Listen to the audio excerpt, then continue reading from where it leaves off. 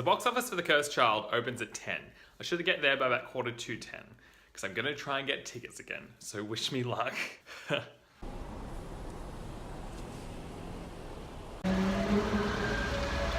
Yeah. I did it. I was successful. I have tickets. I quickly came home just to shower and stuff because I didn't have time to get there in the morning and shower. So I got there at like 10:45. They opened at 10. We waited around for a little while. I think just before 11, he came out and said that he had tickets. So this is a £140 ticket, but it's a really good ticket. It is 8th row from the front. So I mean, like, I was seriously considering buying the premium tickets, and I've wanted to see this show ever since they announced it. And I was stressing out that I wasn't gonna get a ticket, and I thought, you know what? I wanna have the best experience possible. I may as well buy the £140 ticket and like not go to other shows. This is all I need. Such happy. And as the guy said, he was like, it's like 5.5 hours or 5 hours, 45 minutes worth of content. So it's more than seeing 2 plays really. So anyway, I came home, I quickly showered, I ate lunch so I can save money by not having to buy lunch because I have to buy dinner. And now I'm gonna go again, but I will keep you posted on my Harry Potter Cursed Child experience. Even the tickets are so pretty. Like, what is this? It's not just a basic ticket like all the other shit.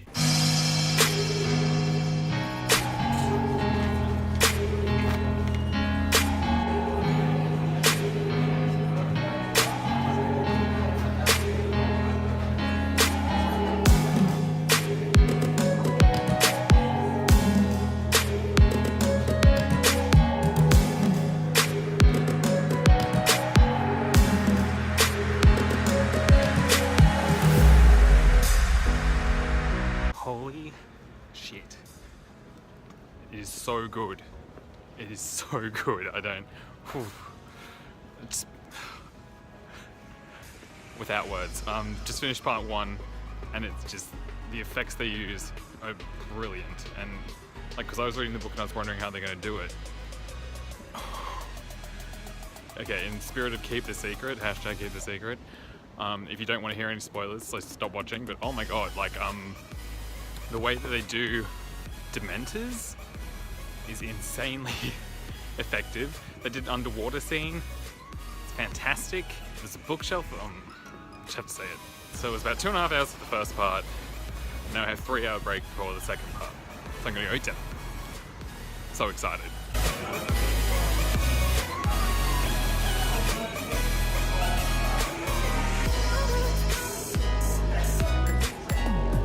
Part 2 time.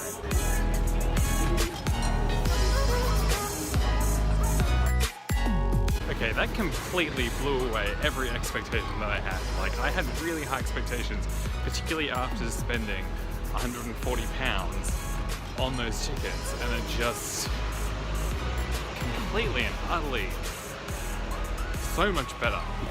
Right, it's really cold and my battery is about to die on my phone, so I'm going to finish this up when I get home, or tomorrow morning. Oh my god, just Alright guys, now that it's the next day and I'm back home and I'm well rested, let's go over what happened last night because it was freaking amazing. Oh, I don't know where to start. I've never spent that much money on a show before, but it was worth it. It was worth every single pound. So many pounds. So recapping the whole experience. Earlier on when I first got to London, I went in to the ticket office and I said to the guy, like, you know, hey, what's the best way to get tickets? And well, I walked in with Claudia and she was like, we'd like 2 tickets to Harry Potter, please. And the guy was like, there's not gonna happen. He told us that they're sold out until February 2018, so, you know, 13 months from now. And he said the best way to get a ticket is to come in and wait for somebody to cancel, essentially. And he said that because people buy so far in advance, there's always somebody who gets pregnant or something and cancels. But he said you can also try online. So I've been trying online for a while and occasionally something would come up, but then it would be gone, or like that'd only be the premium tickets. So you can get premium tickets fairly easily and they cost about £200 for both parts. And then there's like other levels. So the next cheapest after that is £140 for both parts, so £70 a part, etc, etc. So I went in yesterday and at this point I was thinking, screw it, I just need to get a premium ticket if I have to. Like, I will just decide not to watch any other shows while I'm in London. I'll just put all my show money into just this one thing and I'll make it up somewhere. I'll eat cheaper lunches and stuff. But like, I've wanted to see this show for so long and I just needed to do it. And I thought if I don't go, then I'm going to regret it later on. I'm sure it's going to be around for years. It's going to go to Broadway and I'll probably come to Australia eventually, but I thought if I don't see the original London run, like I'm going to regret it. So I'm standing in line and they opened at 10 o'clock. I got there at 9:45 and there were about 7 people in front of me already, and the guy at the very front of the line had bought like a little camper stool, and he said that he'd been, I think he said 12 times already since it opened, and he said just like the key is to just wait. So at 10 o'clock when they opened, the ticket guy came out and he said that there were no cancellations at the moment, but he was going to try and get everyone into the show today, or that week. So then like half an hour went by and no tickets had come out, and I was starting to think like, oh, well shit, maybe I'd just be better off going home and just getting a premium ticket online. Another good thing to note, it's only 1 ticket per person, so you cannot buy for family members, you have to have that person with you. So at about 10:30, half an hour after they opened, he came out and he asked the first guy in line, I can get you both parts for £140, are you interested? And he was like, nah, I'm gonna hold out for a cheaper ticket. He's a pro, he's done this before apparently. Plus, you wouldn't want to pay $140 if you've seen it a bunch of times already. Then there was a couple, so they couldn't do it because there was only 1 ticket, and he asked the person behind, who was like a couple of people in front of me, and she thought about it for ages. She's like, oh, £140 is kind of expensive, and I was like, oh my god, like I will take that ticket. Like, just give it to me, ask me, don't do it, don't do it, don't do it. And she was like, yeah, okay, I'll take it. And I was like, damn it.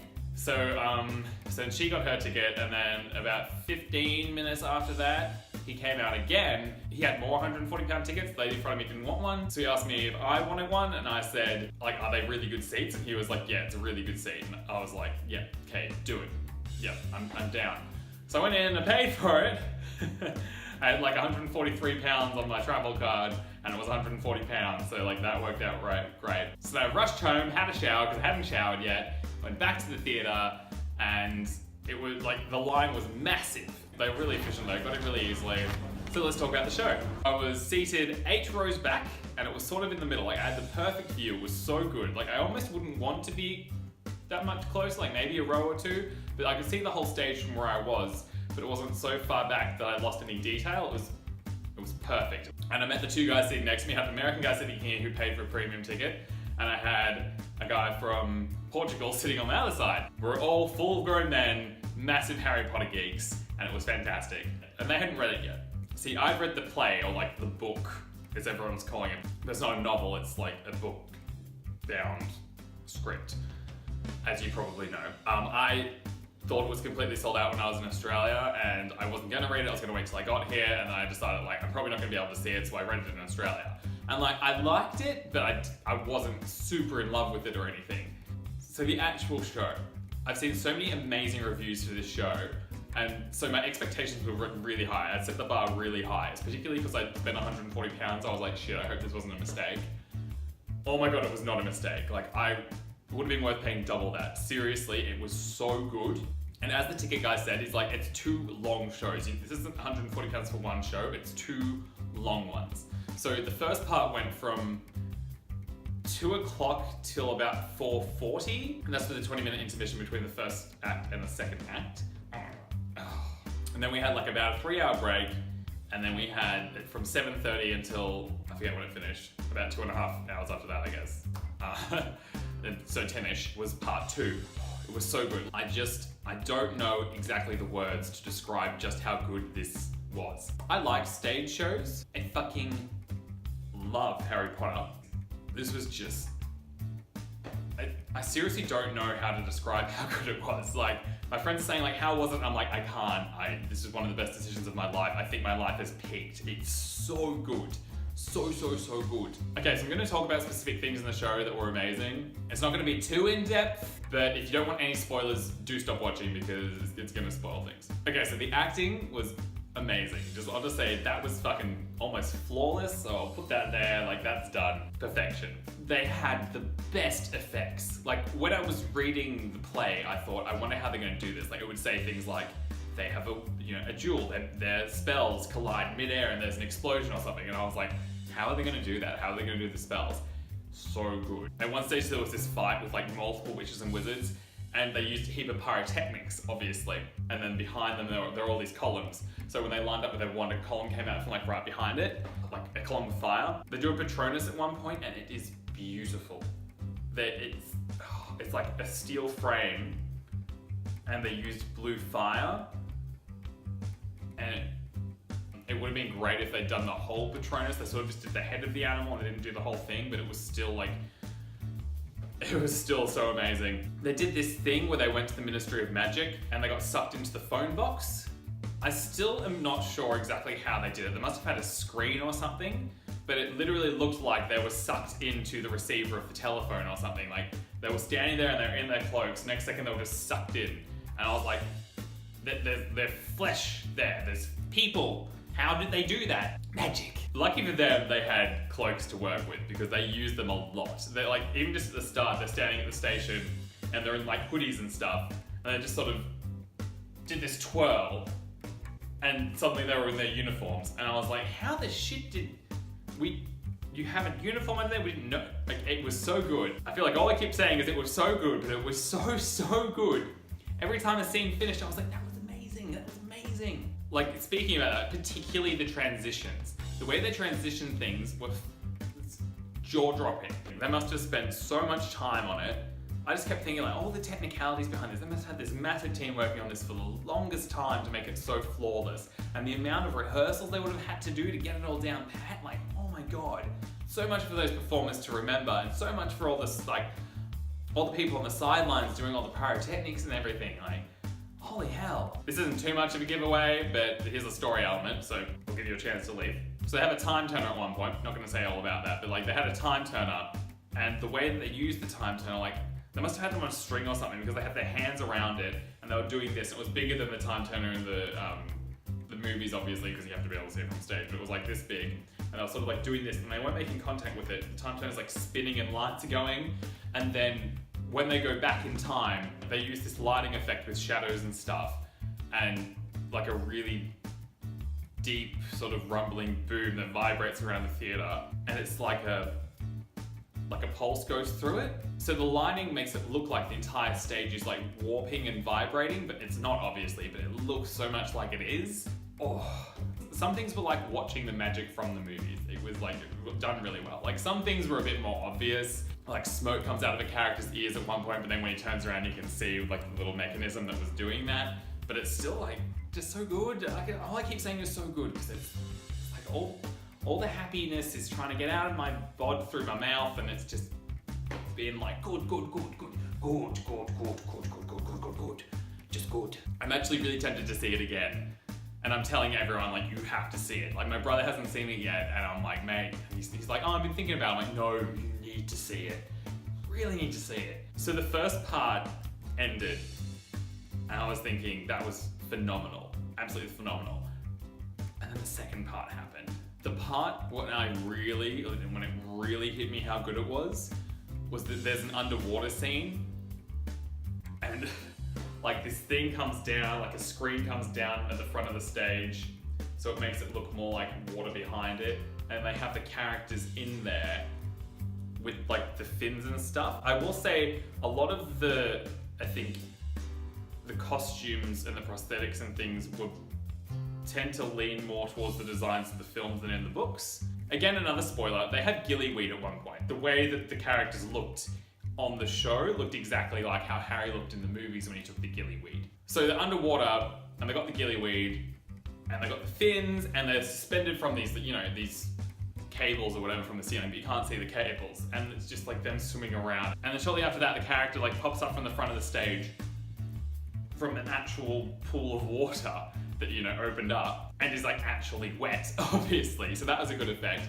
And then one of the best, creepiest things, there were 3 Dementors that sort of just came in and you weren't really expecting it. Like I've read the book, so I sort of was expecting it, but I kind of forgotten. And they just descended from the ceiling, and the way they did them was like so much creepier than what it was in the movies. It was really, I don't know how to describe it. It was really creepy. It got to you. It was so imposing. Oh. So 2 descended down from above the stage, and then 1 came from up above the audience, and then it swooped around above the audience. So like that was really cool from below. It must have looked really cool from the balcony and stuff as well.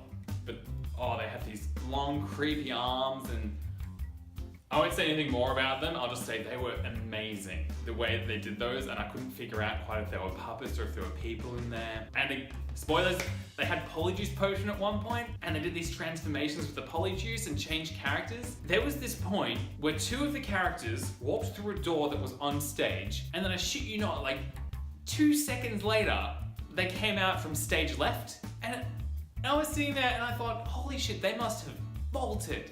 They came out wearing like, I think they went in wearing capes and they came out not wearing capes as well. So like, they must have got in that door, like down a trap door or something, bolted to the other side of the stage. I climbed upstairs, ripped the cloak off and just like walked on, like casually, just really chill, just walked on stage again talking. The transitions are amazing. You cannot tell. They're probably just, you know, real witches and wizards. No. All right, so I've probably said enough about the show. You really need to see it. Really need to see it. If you have any questions, do leave me a comment below and I will answer anything you want to hear. As long as it's not a spoiler, I was saying, can't do that. So then after the show, me and my new Portuguese friend were like, we're gonna buy some stuff. Like at first off, I'm not gonna buy anything. And then after the first part, I just thought, I've got to buy some stuff. Like, it's just too good to not memorialize forever. So I got this jumper because I needed to get a jumper here in London anyway, because I don't have a comfy hoodie. So this is perfect, so I don't have to buy anything else. Like, this wasn't too bad. This is $29.95, which in Australian dollars is like 45 bucks, I think. And then, so obviously it's got Harry Potter and the Cursed Child, parts 1 and 2. I don't know why they always bother to say parts 1 and 2, like, maybe just to really emphasize it's in 2 parts. And then it's got like this snitchy looking thing on the side, the Cursed Child logo. And on the back, it's got, I don't remember what's on the back. Down the bottom it's got like, Palace Theatre London, I think, from memory. Oh, it's hashtag keep the secret, isn't it? It's hashtag keep the secret. So I bought that, and I bought the special edition show book, which was only £12, so that's decent, because I wanted to show everyone that I come across like how everything looks. So I'm walking out, I'm talking to my mate, and I'm like, oh, let's go back to the station this way. And we happen to walk that way and we see this big line of people, and of course I'm like, oh, everyone's meeting the cast. But then like, in the past when I've seen shows, it's taken the cast quite a while to get out, and then they've like, you know, there's too many people that don't really talk to them or anything. The cast was so good, like they spoke to everyone in the line. We just jumped in at the end, so we were like really, it was good for us because I think they could spend a bit more time with us. They weren't rushing through to get through everyone. Then by the time they get to us, they're about to leave, so they were a bit more relaxed with us. So I got everyone to sign my book. So I've got Sam Clement, who is Albus from, he's, where is he? There, I believe. Tom Boyle, who is Scorpius. He is somewhere, you know, whatever. I got everyone to sign it, which is awesome. I really wish I had a gold or a silver pen so it could have been signed all around there as well, but whatever. And then I got photos with everyone. So here are the photos. So I got Albus, Scorpius, and Delphi, and they were all super, super lovely. So that was really cool to meet them. I think I've covered everything I need to talk about. Takeaway message is just that if you have the means, if you are able to see this show and you're sort of like thinking about it, I would definitely 100% recommend it, particularly if you're a Harry Potter fan. If you're not a Harry Potter fan, I still think you'll be really impressed with how they do everything, but like, I don't know, I couldn't imagine not loving this, so I think you should all see it. It's pretty much a flawless 10 out of 10 for me. I'm probably gonna finish this video and think like, oh, I forgot to talk about everything. But there's so many things I could talk about, but this video will go forever, so just see it. See it, see it, see it.